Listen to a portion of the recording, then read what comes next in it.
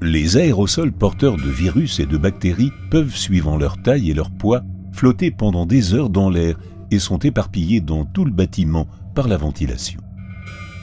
Le risque d'infection augmente en proportion de leur durée de séjour dans l'air et dépend directement de l'humidité de l'air ambiant.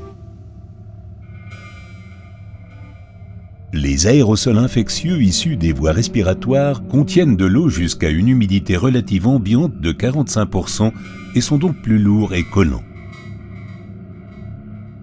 Ils restent donc beaucoup moins longtemps dans l'air avant de tomber sur le sol et les surfaces. De plus, les forces d'attraction entre la teneur en eau et les surfaces ont pour effet que les aérosols humides adhèrent plus fortement et ne se remettent que difficilement à tourbillonner. Le risque d'inhalation d'aérosols infectieux est donc nettement plus faible dans un air assez humide. Si l'humidité de l'air du bureau est inférieure à 40%, il se forme des aérosols secs, porteurs de sel cristallisé et plus petits et légers que les aérosols humides.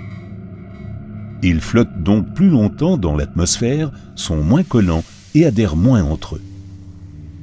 De par les systèmes de ventilation et les activités des utilisateurs des bureaux, les aérosols secs se décollent rapidement des surfaces, se diffusent et se fixent plus loin. Le risque d'être contaminé par des virus restant nettement plus longtemps infectieux dans un air trop sec augmente de manière évidente.